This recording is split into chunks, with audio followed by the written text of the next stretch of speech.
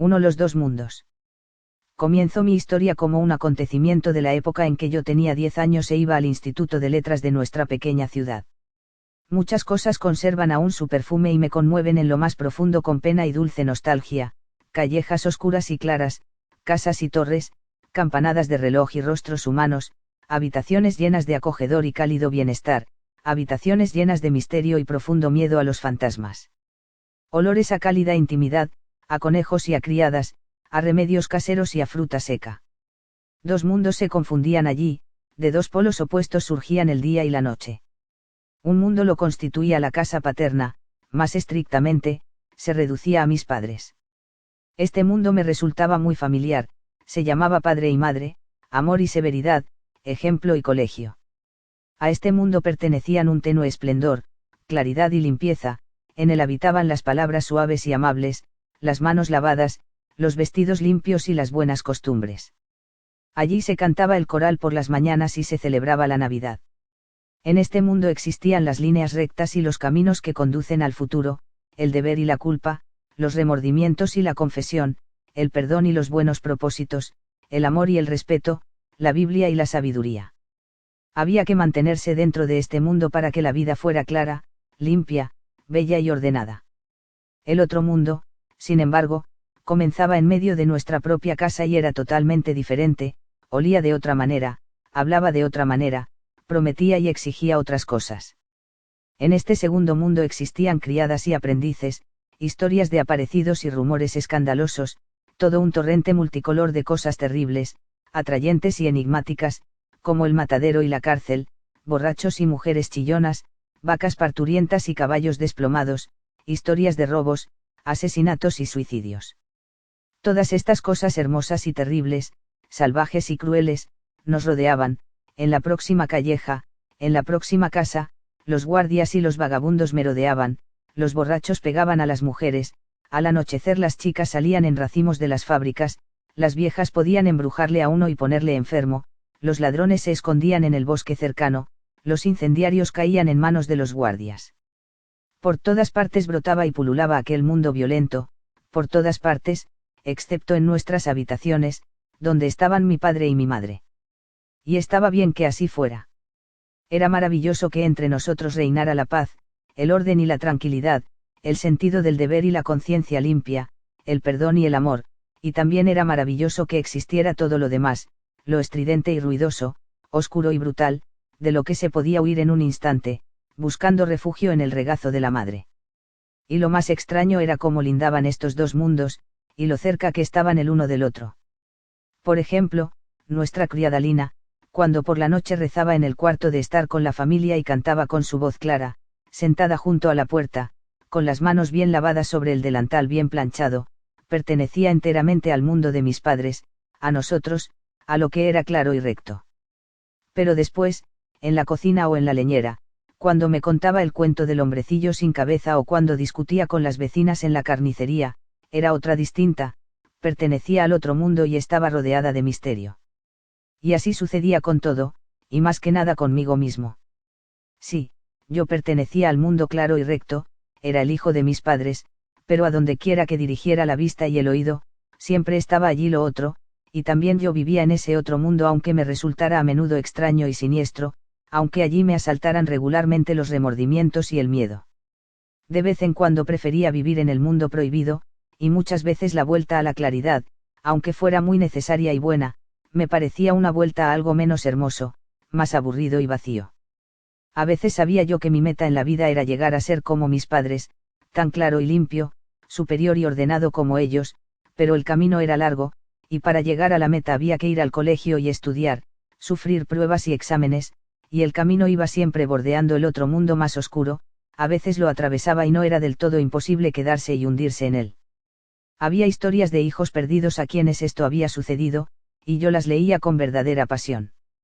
El retorno al hogar paterno y al bien era siempre redentor y grandioso, y yo sentía que aquello era lo único bueno y deseable, pero la parte de la historia que se desarrollaba entre los malos y los perdidos siempre resultaba más atractiva y, si se hubiera podido decir o confesar, daba casi pena que el hijo pródigo se arrepintiese y volviera. Pero aquello no se decía y ni siquiera se pensaba, existía solamente como presentimiento y posibilidad, muy dentro de la conciencia. Cuando imaginaba al diablo, podía representármelo muy bien en la calle, disfrazado o al descubierto, en el mercado o en una taberna, pero nunca en nuestra casa. Mis hermanas pertenecían también al mundo claro. Estaban, así me parecía a mí, más cerca de nuestros padres, eran mejores, más modosas y con menos defectos que yo. Tenían imperfecciones y faltas, pero a mí me parecía que no eran defectos profundos, no les pasaba como a mí, que estaba más cerca del mundo oscuro y sentía, agobiante y doloroso, el contacto con el mal. A las hermanas había que respetarlas y cuidarlas como a los padres, y cuando se había reñido con ellas se consideraba uno, ante la propia conciencia, malo, culpable y obligado a pedir perdón. Porque en las hermanas se ofendía a los padres, a la bondad y a la autoridad. Había misterios que yo podía compartir mejor con el más golfo de la calle que con mis hermanas. En días buenos, cuando todo era radiante y la conciencia estaba tranquila, era delicioso jugar con las hermanas, ser bueno y modoso con ellas y verse a sí mismo con un aura bondadosa y noble. Así debía sentirse uno siendo ángel. Era la suma perfección que conocíamos, y creíamos que debía ser dulce y maravilloso ser ángel, rodeado de melodías suaves y aromas deliciosos como la Navidad y la felicidad. Y que pocas veces seguíamos aquellos momentos y aquellos días. En los juegos buenos, inofensivos, permitidos, yo era de una violencia apasionada, que acababa por hartar a mis hermanas y nos llevaba a la riña y al desastre, y cuando me dominaba la ira, me convertía en un ser terrible que hacía y decía cosas cuya maldad sentía profunda y ardientemente mientras las hacía y decía. Luego venían las horas espantosas y negras del arrepentimiento y la contrición, el momento doloroso de pedir perdón hasta que surgía un rayo de luz, una felicidad tranquila y agradecida, sin disensión, que duraba horas o instantes. Yo iba al Instituto de Letras. El hijo del alcalde y el del guardabosques mayor eran compañeros míos de clase y a veces venían a mi casa, eran chicos salvajes pero que pertenecían al mundo bueno y permitido. A pesar de ello, mantenía amistad estrecha con chicos vecinos, alumnos de la escuela de primera enseñanza a quienes generalmente despreciábamos. Con uno de ellos he de empezar mi relato. Una tarde en que no teníamos clase, andaba yo por los 10 años, vagaba con dos chicos de esta vecindad cuando se nos unió un chico mayor, más fuerte y brutal que nosotros, de unos 13 años, alumno de la escuela e hijo de un sastre. Su padre era un bebedor crónico y toda la familia tenía mala fama. Yo conocía bien a Franz Cromer, le tenía miedo y no me gustó que se uniera a nosotros. Tenía ya modales de hombre e imitaba los andares y la manera de hablar de los jóvenes obreros de las fábricas. Bajo su mando descendimos a la orilla del río, junto al puente, y nos ocultamos a los ojos del mundo bajo el primer arco. La estrecha orilla entre la pared arqueada del puente y el agua, que fluía lentamente, estaba cubierta de escombros, cacharros rotos y trastos, ovillos enredados de alambre oxidado y otras basuras. Allí se encontraban de vez en cuando cosas aprovechables. Bajo la dirección de Franz Cromer nos pusimos a registrar el terreno para traerle lo que encontrábamos. Franz Cromer se lo guardaba o lo tiraba al agua. Nos llamaba la atención sobre objetos de plomo o zinc, y luego se lo guardaba todo, hasta un viejo peine de concha. Yo me sentía muy cohibido en su compañía, y no porque supiera que mi padre me prohibiría tratarme con él si se enteraba, sino por miedo a Franz mismo. Sin embargo, estaba contento de que me aceptara y me tratara como a los demás. Franz daba las órdenes y nosotros obedecíamos como si aquello fuera una vieja costumbre, aunque en verdad era la primera vez que estaba con él. Por fin nos sentamos en el suelo. Franz escupía al agua, haciéndose el hombre, escupía por el colmillo y daba siempre en el blanco. Se inició una conversación y los chicos empezaron a fanfarronear de sus hazañas escolares y sus travesuras. Yo me callaba, pero temía llamar la atención con mi silencio y despertar la ira de Cromer. Desde un principio mis dos compañeros se habían apartado de mí y unido a él. Yo era un extraño entre ellos y sentía que mis vestidos y mi manera de comportarme les provocaban. Era imposible que Franz me aceptara a mí, niño bien y alumno del instituto. Los otros dos chicos, yo me daba cuenta, renegarían de mí en el momento decisivo y me dejarían en la estacada. Por fin, de puro miedo que tenía, empecé también a contar. Me inventé una historia de ladrones y me adjudiqué el papel de héroe principal. Les conté que en un huerto cerca del molino había robado por la noche, con la ayuda de un amigo, un saco de manzanas, pero no de manzanas corrientes sino de reinetas y verdes doncellas de las más finas. Huyendo de los peligros del momento me refugié en aquella historia, ya que inventar y narrar me resultaba fácil. Tiré de todos los registros con tal de no terminar enseguida y quizás enredarme en cosas peores. Uno de nosotros, seguí contando, tenía que hacer de guardia mientras el otro, subido en el árbol, tiraba las manzanas. El saco pesaba tanto que al final tuvimos que abrirlo y dejar allí la mitad del contenido, pero al cabo de media hora volvimos por el resto. Al terminar mi relato esperé algún aplauso, al fin y al cabo, había entrado en calor dejándome arrastrar por la fantasía. Sin embargo, los dos chicos más pequeños se quedaron callados, a la expectativa, y Franz Cromer, observándome con ojos escrutadores, me preguntó en tono amenazador, ¿eso es verdad? Sí, contesté. ¿De veras? Sí, de veras, aseguré, mientras el miedo me ahogaba. ¿Lo puedes jurar? Me asusté mucho, pero dije enseguida que sí. Entonces lo juro por Dios y mi salvación eterna. Yo repetí, por Dios y mi salvación eterna. Bien, dijo, y se apartó de mí. Yo pensé que con esto me dejaría en paz, y me alegré cuando se levantó, poco después, y propuso regresar. Al llegar al puente dije tímidamente que tenía que irme a casa. No correrá tanta prisa, rió Franz, llevamos el mismo camino. Franz seguía caminando lentamente y yo no me atreví a escaparme, porque en verdad íbamos hacia mi casa.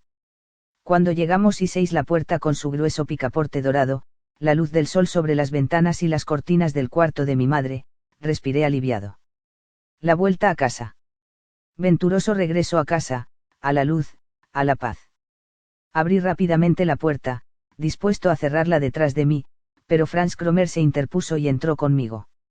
En el zaguán fresco y oscuro, que recibía solo un poco de luz del patio, se acercó a mí y, cogiéndome del brazo, dijo, «Oye, no tengas tanta prisa». Le miré asustado. Su mano atenazaba mi brazo con una fuerza de hierro. Me pregunté qué se propondría y si quizá me quería pegar. Si yo gritara ahora, pensé, si gritara fuerte, bajaría alguien tan deprisa como para salvarme. Pero no lo hice. ¿Qué pasa?, pregunté. ¿Qué quieres? Nada especial. Quería preguntarte algo. Los otros no necesitan enterarse. Ah, bueno. ¿Qué quieres que te diga? Tengo que subir. Tú sabes a quién pertenece el huerto junto al molino, ¿verdad?, dijo Franz muy bajo. No lo sé. Creo que al molinero. Franz me había rodeado con el brazo y me atrajo así de tal manera que tenía que mirarle a la cara muy de cerca. Sus ojos tenían un brillo maligno, sonreía torvamente y su rostro irradiaba crueldad y poder. Oye, pequeño, te diré de quién es el huerto. Hace tiempo que sé lo del robo de las manzanas y que el propietario ha prometido 2 marcos al que le diga quién robó la fruta. ¡Santo Dios!, exclamé. Pero no irás a decírselo. Me di cuenta de que no serviría de nada apelar a su sentido del honor. Pertenecía al otro mundo, para él la traición no era un crimen. Lo sabía perfectamente. En estas cosas la gente del otro mundo no era como nosotros. No decir nada. Rió Cromer. Amigo, ¿crees que falsifico monedas y que puedo fabricar de 2 marcos cuando quiera? Soy bastante pobre, no tengo un padre rico como tú, y si puedo ganarme 2 marcos aprovecho la ocasión. Quizá me dé aún más. Me soltó de pronto. Nuestro zaguán no olía ya a paz y a seguridad. El mundo se desmoronó a mi alrededor. Me denunciaría, yo era un delincuente. Se lo dirían a mi padre y quizá vendría hasta la policía a casa. Me amenazaban todos los horrores del caos, todo lo feo y todo lo peligroso se alzaba contra mí. Que en realidad yo no hubiera robado, carecía de importancia. Y además había jurado. Dios mío. Dios mío. Me brotaron las lágrimas. Se me ocurrió que podría pagarle mi rescate y busqué desesperadamente en mis bolsillos. Ni una manzana, ni una navaja, no tenía nada. Entonces me acordé de mi reloj, un viejo reloj de plata que no funcionaba y que yo llevaba por llevar. Había pertenecido a nuestra abuela. Lo saqué rápidamente. Cromer, dije, escucha, no me denuncies, no estaría bien. Toma, te regalo mi reloj, no tengo otra cosa. Te lo puedes quedar. Es de plata, y la maquinaria es buena, tiene solo un pequeño fallo, pero se puede arreglar. Cromer sonrió y tomó el reloj con su manaza. Miré aquella mano y me di cuenta de lo brutal y hostil que me era, de cómo amenazaba mi vida y mi paz. Es de plata, dije tímidamente. Me importa 3 pitos tu plata y tu reloj, dijo con profundo desprecio. Arréglalo tú. Pero, Franz. Grité, temblando y temiendo que se fuera. Espera, toma el reloj. Es de plata, de verdad, y no tengo otra cosa. Me miró fría y despectivamente. Bueno, ya sabes dónde voy a ir. O también se lo puedo decir a la policía. Conozco bien al sargento. Se volvió para salir y yo le retuve por la manga. Aquello no podía suceder. Hubiera preferido antes morir que tener que soportar todo lo que pasaría si él se iba. Franz, imploré ronco de excitación, no hagas tonterías. Es solo una broma, no. Sí, una broma, pero puede salirte muy cara. Dime lo que tengo que hacer, Franz. Haré lo que sea. Me miró de arriba abajo guiñando los ojos y volvió a reírse. No seas tonto. Dijo con falsa amabilidad. Tú sabes tan bien como yo de qué se trata. Puedo ganarme 2 marcos, y yo no soy un rico como tú para tirarlos. Tú lo sabes. Eres rico, tienes hasta un reloj. No necesitas más que darme esos 2 marcos, y todo irá sobre ruedas. Ahora comprendí la lógica. Pero 2 marcos. Para mí era tanto y tan imposible como 10, 100 o 1000 marcos. Yo no disponía de dinero. Tenía una hucha, que estaba en el cuarto de mi madre, en la que había algunas monedas, de las visitas de los tíos y de otras ocasiones parecidas. Aparte de esto, no tenía nada. Por entonces no me daban aún dinero para mis gastos. No tengo nada, dije tristemente. No tengo dinero. Pero te daré todo lo que tengo, un libro de indios, y soldados, y una brújula. Ahora te los bajo. Cromer solo torció su boca agresiva y peligrosa y escupió en el suelo. No digas estupideces, dijo en tono imperativo. Puedes guardarte todas tus porquerías. Una brújula. Mira, no hagas que me enfade y dame el dinero. Pero si no tengo. No me dan nada. No tengo la culpa. Bueno, tú tráeme mañana los 2 marcos. Te espero después del colegio en el mercado. Asunto terminado. Si no me traes el dinero, prepárate. ¿Pero de dónde voy a sacarlo? Por Dios, si no lo tengo. En tu casa hay dinero de sobra. Arréglatelas como puedas, así que mañana después del colegio. Y te aseguro que si no me lo traes. Me lanzó una mirada terrible, escupió otra vez y desapareció como una sombra. No podía subir a casa. Mi vida estaba destrozada. Pensé escaparme para no volver más o tirarme al río, pero no eran ideas claras.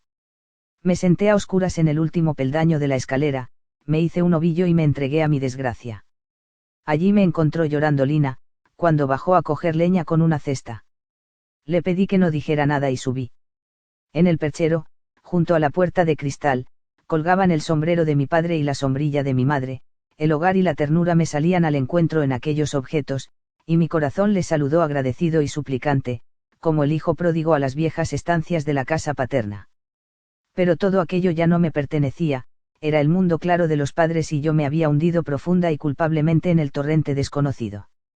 Me había enredado en la aventura y el pecado, me amenazaba el enemigo, y me esperaban peligros, miedo y vergüenza. El sombrero y la sombrilla, el viejo suelo de ladrillo, el gran cuadro sobre el armario del pasillo, y desde el cuarto de estar la voz de mis hermanas mayores, todo aquello me resultaba más querido, más delicado y valioso que nunca, pero ya no era un consuelo y un bien seguro, sino un vivo reproche. Esto ya no era mío, yo no podía participar más de su alegría y tranquilidad.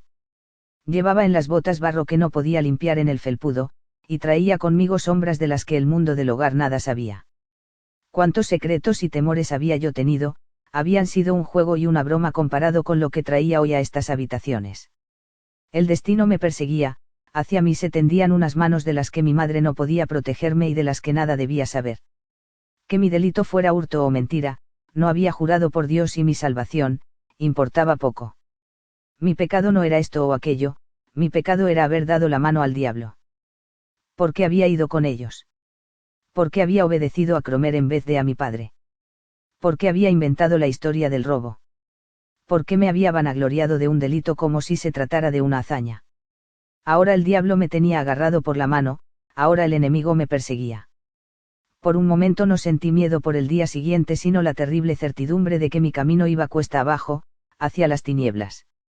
Sentía claramente que a mi delito seguirían forzosamente otros, que mi presencia ante mis hermanas, mi saludo y mis besos a mis padres eran mentira porque yo llevaba en mí un destino y un secreto que escondía ante ellos.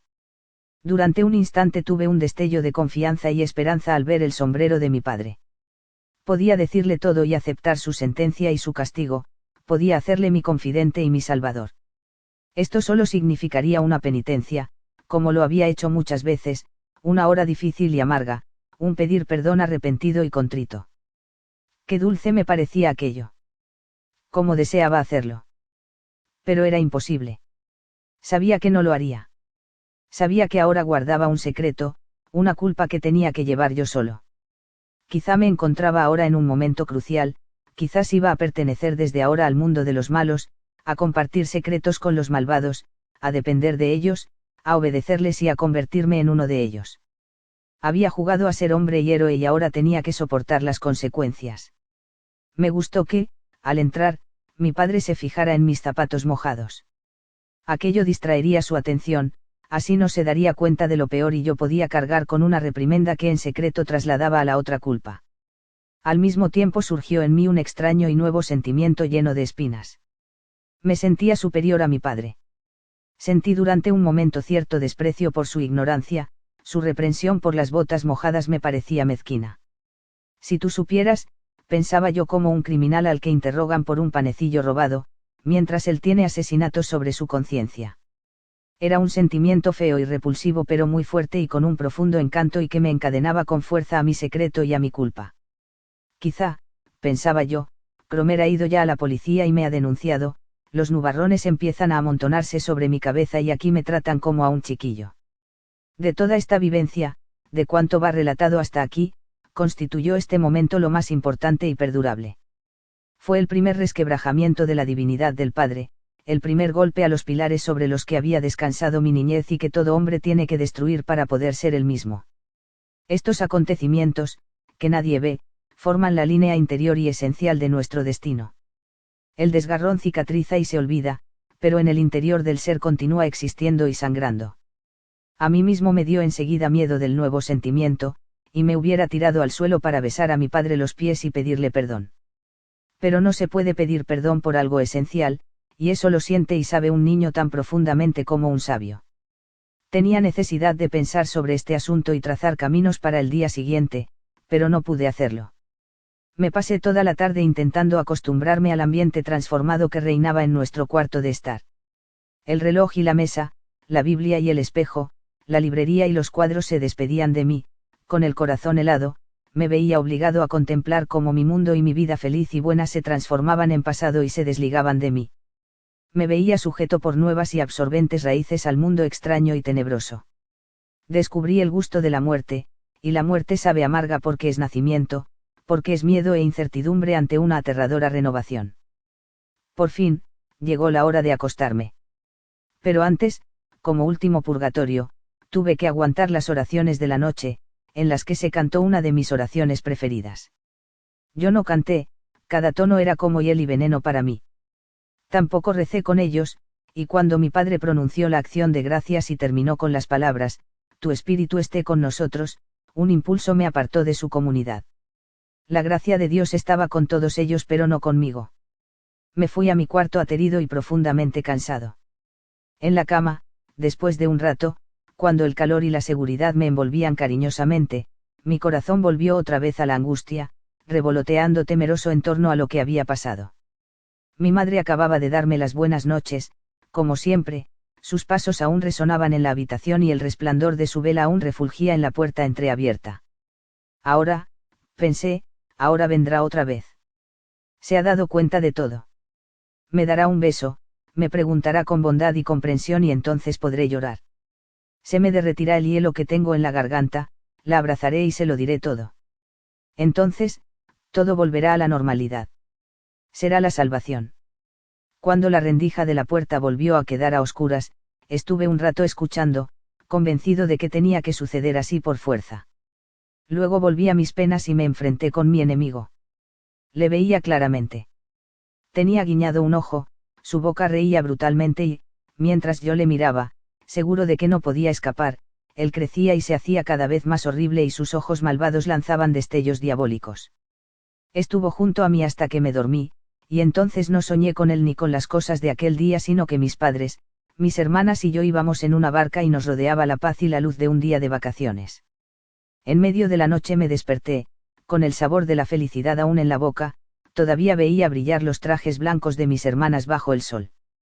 Pero me precipité desde aquel paraíso a la realidad y de nuevo me encontré, cara a cara, con el enemigo de los ojos malvados. Por la mañana, cuando mi madre entró presurosa diciendo que era tarde y preguntándome por qué estaba aún en la cama, tenía yo muy mala cara. Al preguntarme si me pasaba algo, vomité. Parecía que con aquello ganaba algo. Me gustaba estar un poco enfermo y pasarme una mañana entera en la cama, tomando manzanilla y escuchando cómo mi madre arreglaba el cuarto de al lado y Lina recibía al carnicero en el pasillo. Una mañana sin colegio era algo maravilloso y legendario. El sol jugueteaba en la habitación, pero no era el mismo sol contra el que se bajaban las cortinas verdes en el colegio. Sin embargo, todo aquello no tenía hoy el sabor de otras veces y me sonaba a falso. Ojalá me hubiera muerto. Pero solo me sentía un poco mal, como muchas veces me había sentido, y con eso no se arreglaba nada. Sí, me salvaba del colegio, pero no me salvaba de Cromer, que me esperaría a las 11 en el mercado. El cariño de mi madre no me consolaba, me molestaba y me dolía. Me hice el dormido y me puse a pensar. No había salida, a las 11 tenía que estar en el mercado. A las 10 me levanté y dije que estaba mejor. Me contestaron, como siempre en estos casos, que me volviera a la cama y que si no tendría que ir al colegio por la tarde. Dije que iría de buena gana al colegio. Ya tenía trazado un plan. Sin dinero no podía presentarme a Cromer. Tenía que hacerme con la hucha, que al fin y al cabo me pertenecía. No contenía dinero suficiente, eso ya lo sabía, pero algo era, y un presentimiento me decía que mejor era eso que nada y que así Cromer se apaciguaría. Tuve una sensación malísima al entrar en calcetines en el cuarto de mi madre para sacar la hucha de su escritorio. Pero no era una sensación tan insoportable como la de ayer. Los latidos del corazón casi me ahogaban, y no me fue mejor cuando descubrí en el zaguán que la hucha estaba cerrada. Era fácil abrirla, solo había que romper una fina rejilla de hojalata, pero me dolió hacerlo porque con ese acto había cometido realmente un robo. Hasta ahora solo había goloseado terrones de azúcar y fruta. Esto, sin embargo, era robar, aunque fuera mi dinero. Me di cuenta de que había dado un paso más hacia Cromer y su mundo, de que iba poco a poco cuesta abajo, pero me obstiné en ello. Al diablo todo. Ahora no podía volverme atrás. Conté el dinero con miedo. En la hucha hacía mucho ruido, pero ahora en la mano era una miseria, 65 céntimos. Escondí la hucha bajo la escalera y con el dinero en la mano salí de la casa, con una sensación totalmente nueva. Arriba alguien me llamaba, o eso me pareció, eché a andar deprisa. Aún tenía mucho tiempo por delante y fui dando rodeos por las callejas de una ciudad transformada, bajo nubes nunca vistas, ante edificios que me observaban y entre personas que sospechaban de mí. En el camino me acordé de que un compañero mío había encontrado un día un taler en el mercado de ganado. De buena gana hubiera rezado para que Dios hiciera un milagro y me permitiera un descubrimiento así. Pero yo no tenía derecho a rezar. Además, eso no hubiera arreglado la hucha rota. Franz Cromer me vio venir de lejos, pero se acercó lentamente y como si no me viera. Cuando llegó a mí me hizo un gesto para que le siguiera, bajó por la Straße, cruzó el puente y siguió caminando hasta que se detuvo cerca de un edificio en construcción, ya en las afueras. Nadie estaba trabajando en la obra, los muros se levantaban desnudos, sin ventanas ni puertas. Cromer echó un vistazo a su alrededor y entró por una puerta. Yo le seguí. Se paró detrás de un muro, me llamó y tendió la mano. ¿Qué, lo traes? Preguntó fríamente. Saqué el puño del bolsillo y dejé caer mi dinero en la palma de su mano. Antes de que hubiera caído la última moneda, ya lo había contado. Son 65 céntimos, dijo, y me miró. Sí, contesté tímidamente. Es todo lo que tengo, no es bastante, ya lo sé. Pero es todo. No tengo más. Te creía más listo, me replicó casi con bondad. Entre hombres de honor tiene que haber orden. No quiero aceptar nada de ti que no sea justo, tú lo sabes. Toma tus perras. El otro, ya sabes quién, no intentará regatear conmigo. Ese paga. Pero no tengo más. Son todos mis ahorros. Eso es cosa tuya. Pero vamos, no quiero hacerte daño. Me debes aún un marco y 35 céntimos. ¿Cuándo me los vas a dar? Los tendrás, Cromer. Seguro. Aún no sé cuándo, pero quizá tenga pronto dinero, mañana o pasado. Comprenderás que no puedo decírselo a mi padre. A mí eso no me importa. Pero ya sabes que no quiero hacerte daño. Yo podía tener ese dinero antes del mediodía, y ya sabes que soy pobre. Tú tienes trajes bonitos y te dan mejor comida que a mí. Pero no voy a decir nada. Esperaré un poco. Pasado mañana te llamaré por la tarde, y me lo traes. Conoces bien mi silbido. Me silbó una señal que ya había oído muchas veces. Sí, dije, ya sé. Se marchó como si yo no tuviera nada que ver con él. Aquello había sido un negocio y nada más. Hoy todavía me asustaría el silbido de Cromer si lo oyera inesperadamente. Desde aquel día lo tuve que escuchar muchas veces, me daba la impresión de oírlo constantemente, sin cesar. No había lugar, juego, trabajo o pensamiento a donde no llegara ese silbido que me esclavizaba y que era mi destino. A menudo bajaba yo en las tardes suaves y multicolores de otoño a nuestro pequeño jardín, que tanto me gustaba, y un extraño impulso me llevaba a los juegos infantiles de épocas pasadas, jugaba a ser un niño más pequeño de lo que yo era y que aún era bueno, libre, inocente y protegido. En medio de los juegos sonaba desde cualquier parte el silbido de Cromer, siempre esperado pero siempre terriblemente inquietante e inoportuno, rompiendo la paz, destruyendo mis pensamientos. Entonces tenía que salir y seguir a mi verdugo a sitios apartados y feos, justificarme ante él y escuchar sus amenazadoras peticiones de dinero. Todo esto duraría unas semanas, pero a mí me pareció que fueron años, una eternidad. Raras veces conseguía dinero, de vez en cuando, alguna perra que robaba en la cocina, cuando Lina dejaba allí la bolsa de la compra. Cromer siempre me reñía y me hundía en su desprecio, diciendo que yo quería engañarle y estafarle, que era yo quien le robaba lo suyo y le hacía desgraciado. Nunca, en toda mi vida, he sentido la desdicha tan cerca del corazón, nunca he sentido mayor desesperanza ni mayor dependencia. Había llenado la hucha de fichas de jugar y la había vuelto a dejar en su sitio. Nadie preguntó por ella. Pero también aquello podía venírseme encima cualquier día. Más que al silbido brutal de Cromer temía yo a mi madre cuando se acercaba a mí suavemente, ¿vendría acaso a preguntarme por la hucha? Como muchas veces me presentaba ante mi verdugo sin dinero, este empezó a atormentarme y a utilizarme de otra manera. Me hacía trabajar para él. Me obligaba a hacer en su lugar los recados que le encargaba su padre, o me mandaba a hacer algo difícil como saltar 10 minutos a la pata coja o colgar a un transeúnte un monigote en la espalda. Estos suplicios se prolongaban muchas noches en los sueños y yo me despertaba empapado de sudor. Durante un tiempo caí enfermo. Durante el día vomitaba a menudo y tenía frío, por la noche, sin embargo, tenía fiebre y sudores. Mi madre se daba cuenta de que algo no iba bien y me demostraba un cariño tan grande que me martirizaba, ya que no podía corresponderle con franqueza. Una vez mi madre me trajo un trocito de chocolate a la cama.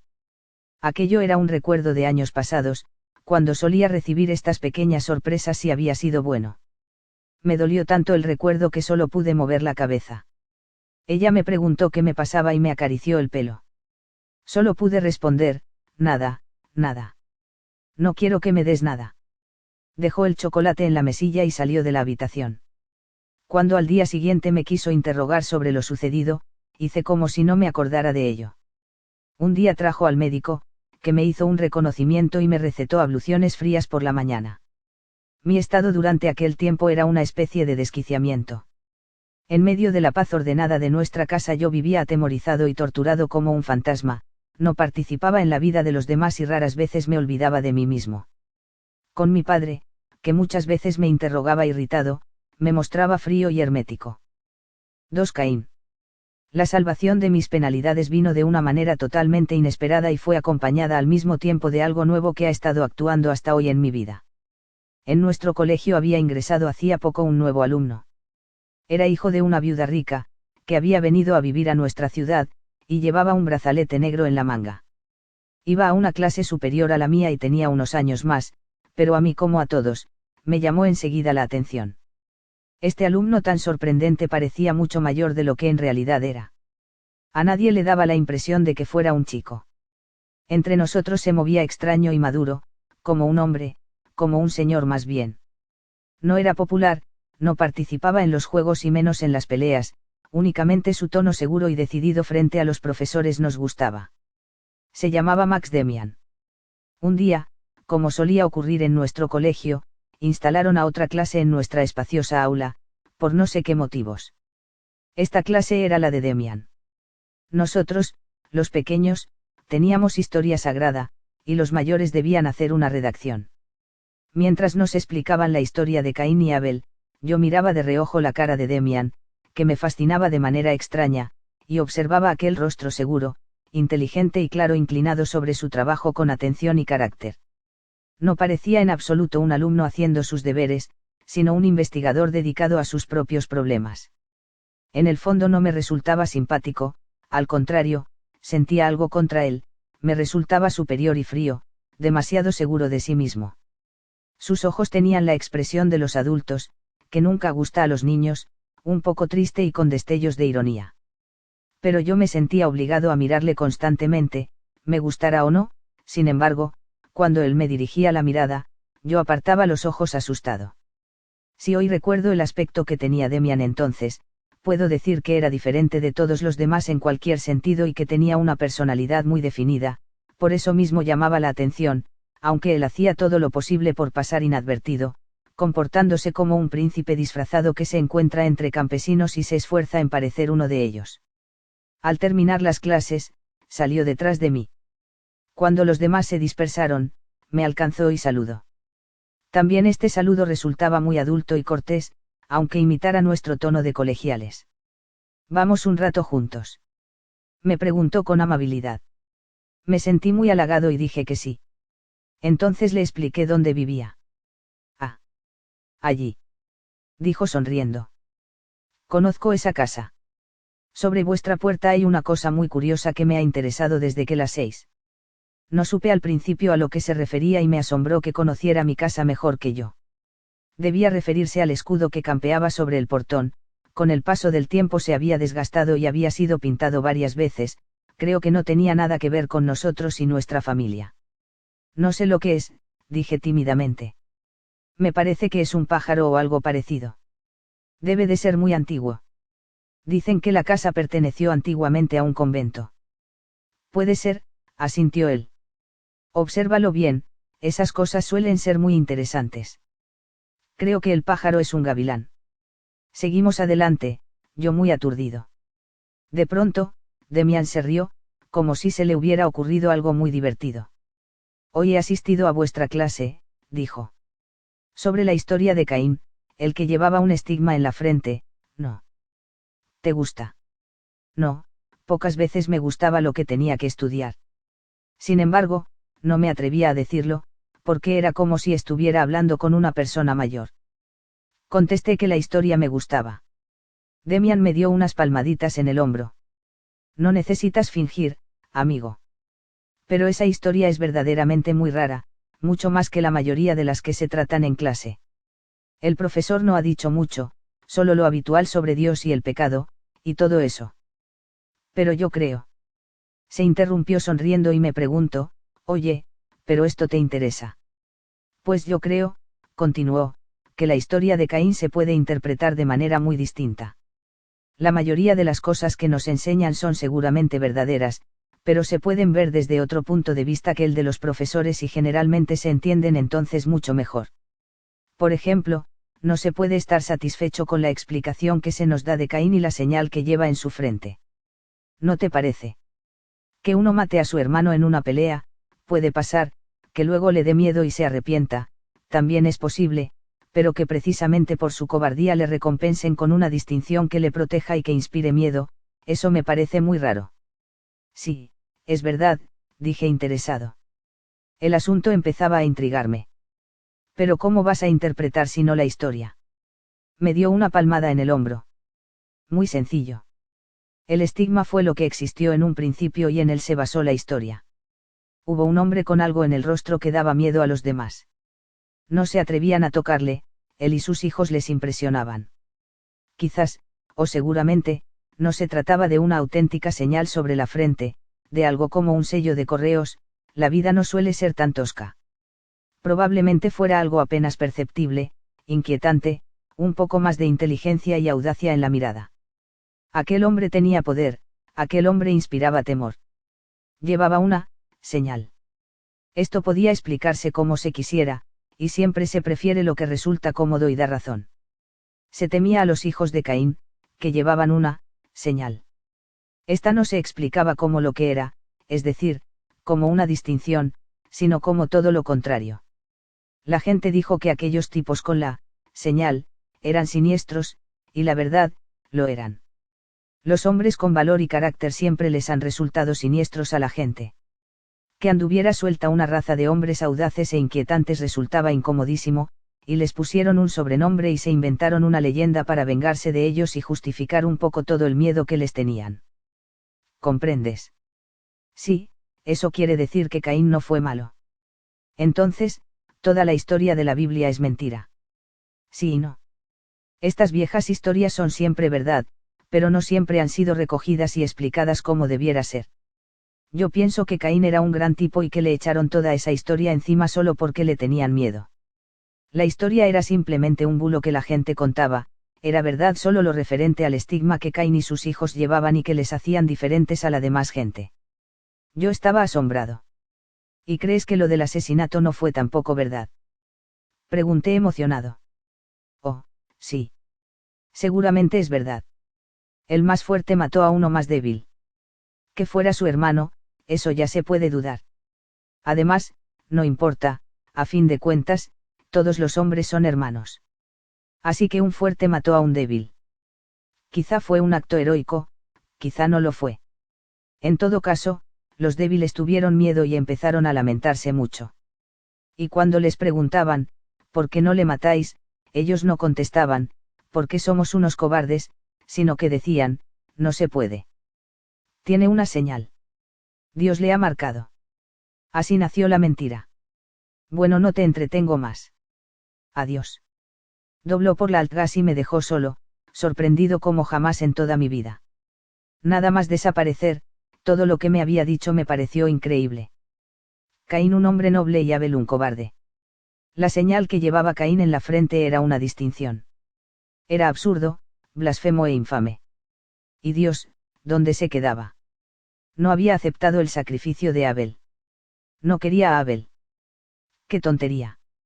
Y empecé a pensar que Demian me había tomado el pelo y quería ponerme en ridículo. Qué chico más inteligente y qué bien que hablaba. Pero no, no podía ser. De todos modos, nunca había recapacitado tanto sobre una historia, fuera o no de la Biblia. Y hacía tiempo que no olvidaba tan por completo a Franz Cromer, durante horas, una tarde entera. En casa leí la historia otra vez, tal como estaba en la Biblia. Era breve y clara. Resultaba una insensatez buscarle una interpretación especial y misteriosa. Así cualquier asesino podría declararse elegido de Dios. No, era absurdo. Lo fascinante era la manera tan ligera y graciosa con que Demian sabía decir las cosas, como si todo fuera tan natural. Y además, con qué mirada. Sin embargo, algo había en mí mismo que no estaba en orden sino en franco desorden. Yo había vivido en un mundo claro y limpio, había sido una especie de Abel, y ahora me encontraba metido en el otro mundo. Había caído tan bajo y, sin embargo, no tenía en el fondo tanta culpa.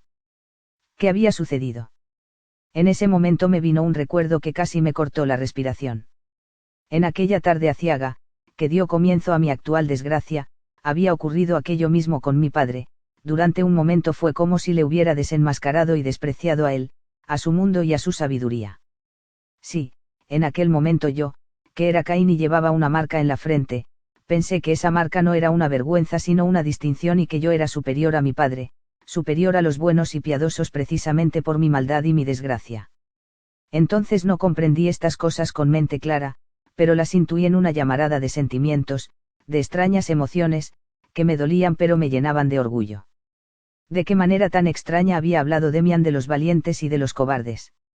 ¿Cómo había interpretado la señal en la frente de Caín? ¿Y cómo habían brillado sus ojos, sus extraños ojos de hombre? Se me ocurrió que Demian mismo era un Caín. ¿Por qué le defendía si no se sentía semejante a él?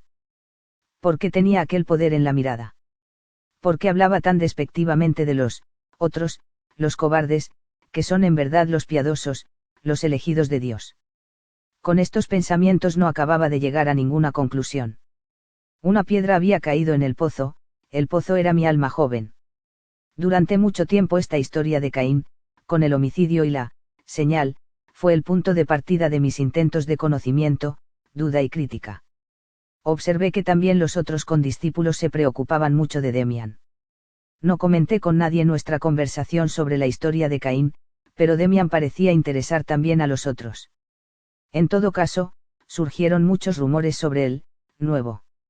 Si aún los pudiera recordar todos, cada uno de esos rumores le caracterizaría, cada uno se podría interpretar. Solo recuerdo que primero se dijo que la madre de Demian era muy rica. Se decía, también, que nunca iba a la iglesia, y tampoco su hijo. Que eran judíos, opinaba uno, pero que también podían ser maometanos. Se contaban verdaderas leyendas sobre la fuerza física de Max Demian. Desde luego, era el más fuerte de su clase, y cuando uno le retó a una pelea y le llamó cobarde porque no quería aceptarla, Demian le humilló horriblemente. Los que presenciaron la escena decían que Demian le había cogido con una mano por la nuca y apretado con tanta fuerza que el otro se puso pálido y abandonó la lucha. Durante días no había podido mover el brazo. Una tarde hasta se dijo que había muerto. De Demian se afirmaban las cosas más insólitas, que eran creídas durante unos días. Todo era muy raro y excitante. Al cabo del tiempo todos se cansaron del tema. Pero enseguida surgieron nuevos cuentos entre los chicos, que afirmaban que Demian tenía relaciones íntimas con chicas y que, lo sabía todo. Mientras tanto, mi asunto con Franz Cromer seguía su curso fatal. No llegaba a librarme, porque yo me sentía atado a él aunque me dejara tranquilo unos días. En mis sueños estaba a mi lado como una sombra, y lo que no me hacía en la realidad, se lo permitía mi fantasía en mis sueños, en los que me convertí en su esclavo. Acabé por vivir más en estos sueños que en la realidad, siempre he soñado mucho, y por perder fuerza y vida con estas sombras. Entre otras cosas soñaba a menudo que Cromer me maltrataba, que me escupía y se arrodillaba sobre mí, y, lo que era peor, que con su tremenda influencia me inducía a cometer crímenes terribles. El más espantoso de ellos, del que me desperté como enloquecido, era una tentativa de asesinato contra mi padre. Cromer afilaba un cuchillo. Estábamos escondidos entre los árboles de un paseo esperando a alguien, yo no sabía a quién, pero cuando apareció una persona y Cromer me indicó, apretándome el brazo, que era aquella a quien tenía yo que apuñalar, que era mi padre. Entonces me desperté. Con todo esto, pensaba mucho en Caín y Abel pero poco en Demian. Volvió a aparecer, es curioso, también en sueños. Yo volvía a soñar con malos tratos y violencias, pero esta vez, en lugar de Cromer, era Demian el que se arrodillaba sobre mí. Pero, y esto era nuevo y me impresionó profundamente, todo lo que había sufrido bajo Cromer con angustia y repulsión lo sufría a gusto bajo Demian, con un sentimiento mezcla de placer y temor. Este sueño lo tuve 2 veces, después, Cromer volvió a su lugar. Lo que vivía en estos sueños y lo que vivía en la realidad no puedo ya separarlo con exactitud. En todo caso, mi ruin relación con Cromer siguió su curso y no terminó cuando, por fin, le pagué la suma debida a costa de una serie de pequeños hurtos. Ahora Franz conocía esos hurtos, porque siempre me preguntaba de dónde sacaba el dinero, de esta forma me tenía más que nunca en sus manos. A veces me amenazaba con contarle todo a mi padre, y entonces el miedo no era más grande que el profundo pesar de no haberlo hecho yo desde un principio. No obstante, a pesar de lo mal que me sentía, no me arrepentía del todo, al menos, no siempre. A menudo sentía que todo tenía que ser necesariamente así, que sobre mí pesaba un maleficio y que era inútil querer romperlo. Probablemente mis padres sufrían también con esta situación. Yo estaba poseído por un espíritu extraño, ya no cabía en nuestra comunidad, que tan unida había estado y a la que solía añorar desesperadamente como un paraíso perdido. Me trataban, sobre todo mi madre, más como a un enfermo que como a un malvado, pero mi verdadera situación la veía claramente reflejada en el comportamiento de mis dos hermanas, que era cariñoso, pero que me hacía muy desdichado. La conducta de mis hermanas me hacía ver claramente que yo era una especie de poseído, más digno de compasión que de reproche, pero a fin de cuentas en manos del mal. Sabía que rezaban por mí, de manera diferente que antes, y sabía que era inútil.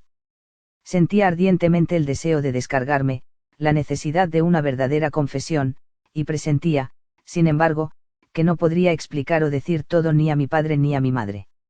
Sabía que escucharían con cariño, que me tratarían con cuidado y hasta me compadecerían, pero no me comprenderían del todo y aquello se juzgaría como una especie de desliz, siendo como era el propio destino. Ya sé que muchos no creerán que un niño de casi 11 años pueda sentir esto. Para ellos no escribo mi historia, se la cuento a los que conocen mejor al ser humano. El hombre adulto, que ha aprendido a convertir una parte de sus sentimientos en pensamientos, echa de menos estos en el niño y cree que las vivencias tampoco han existido. Pero yo no he sentido nunca en mi vida nada tan profundamente, ni he sufrido nunca tanto como entonces.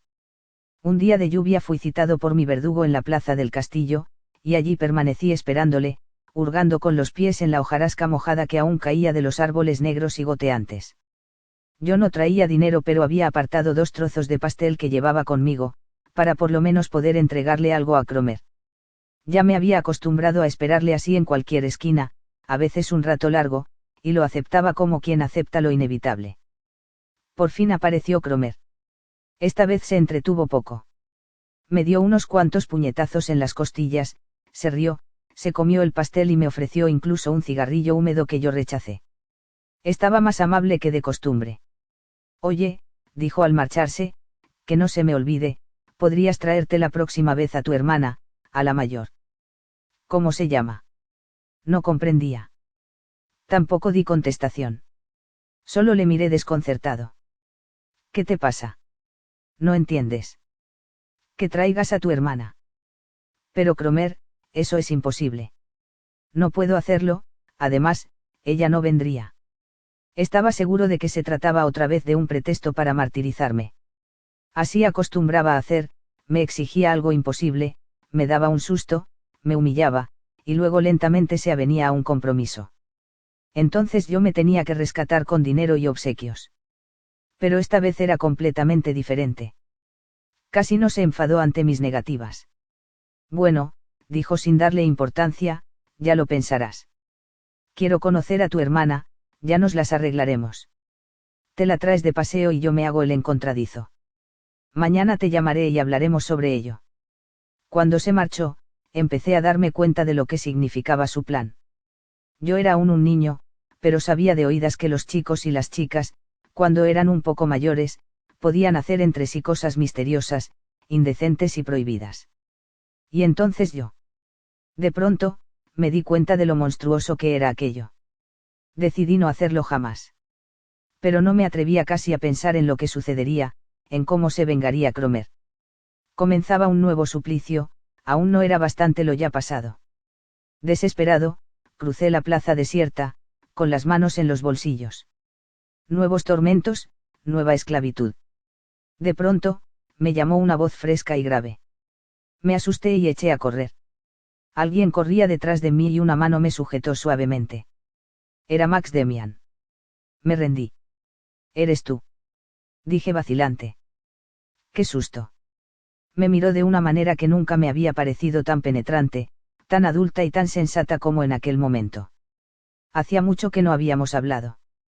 Lo siento, dijo con sus modales correctos y tan peculiares.